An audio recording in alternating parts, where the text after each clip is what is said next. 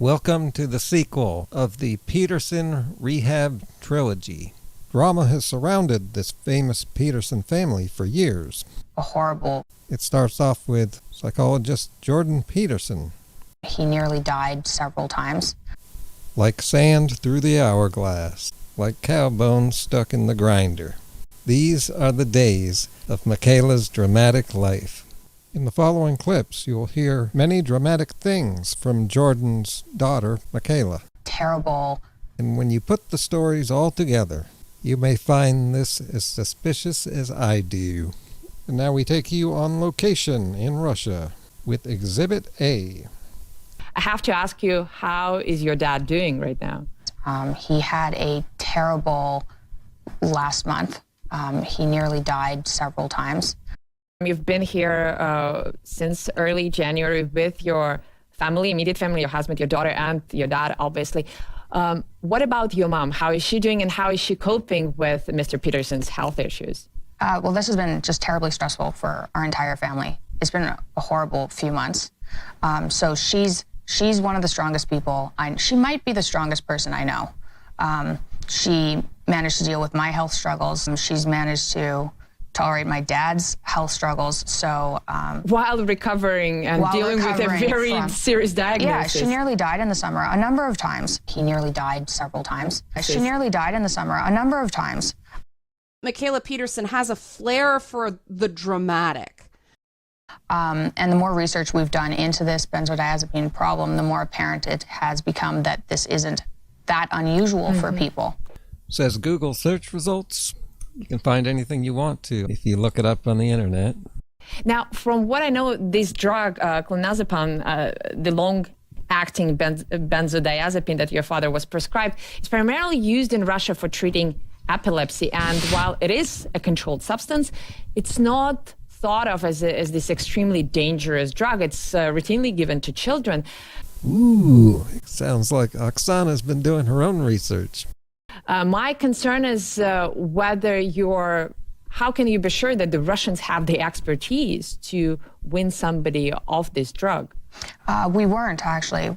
We went to a number of places in North America that thought they could successfully wean somebody off of this drug. But so we looked all over the world for some place that would do a benzodiazepine detox, which is just stopping cold turkey, which is fairly dangerous and extremely unpleasant.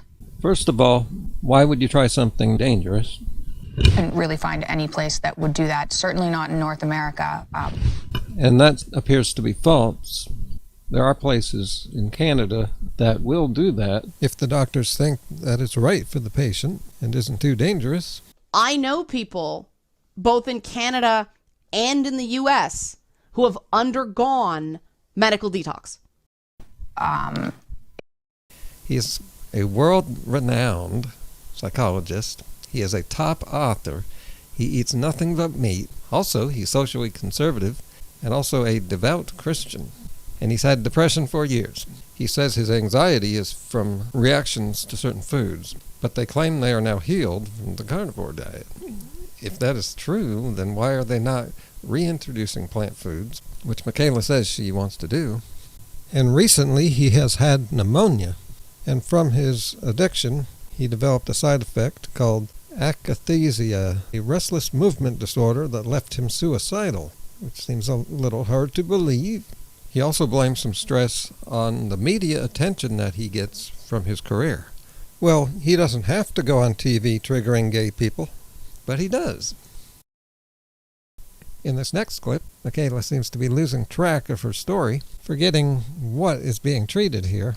Was prescribed the clonazepam just to treat some of the autoimmune symptoms, the anxiety caused by the autoimmune symptoms. Now in this exhibit, I'm probably nitpicking, since stress is not a direct symptom of autoimmune syndrome, but the symptoms can be stressful. Well, I know what that's like.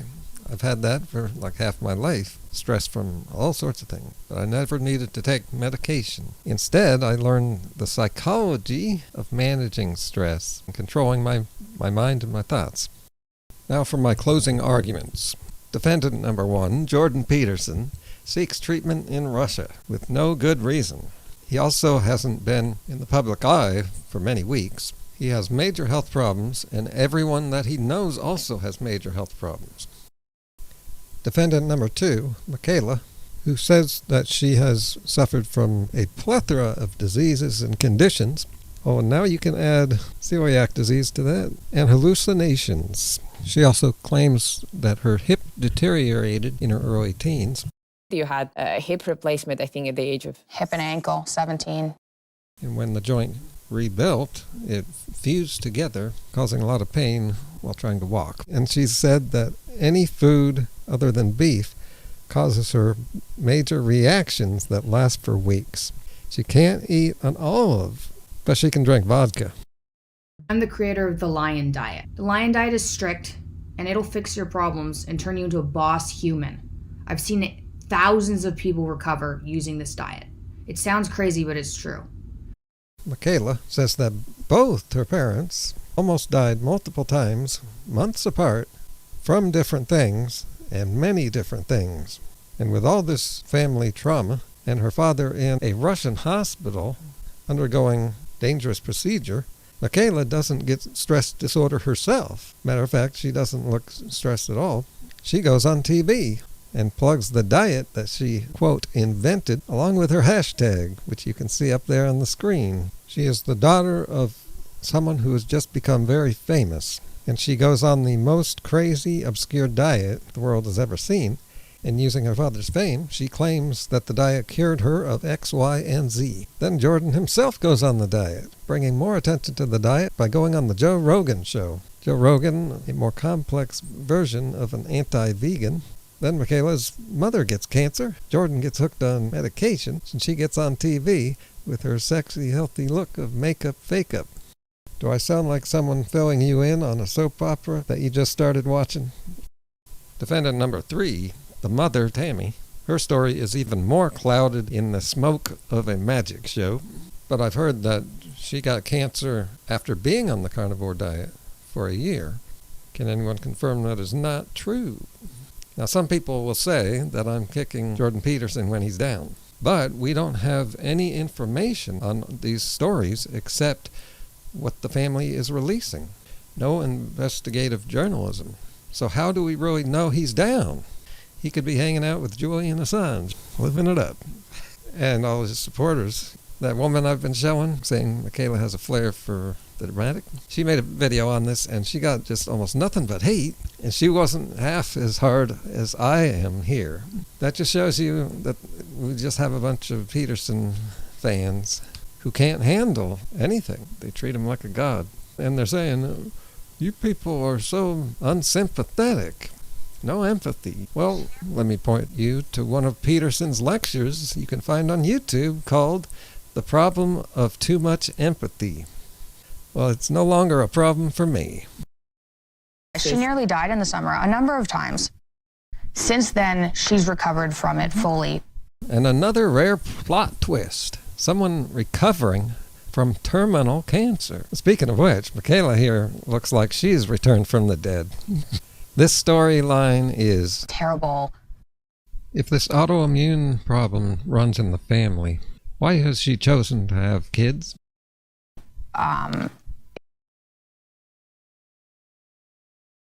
Here's where you go when it looks like the rain won't end. Don't cry. I'll see you tomorrow. Let me be the one to share it with. And each day that follows, 'cause they only have 5 lives to live.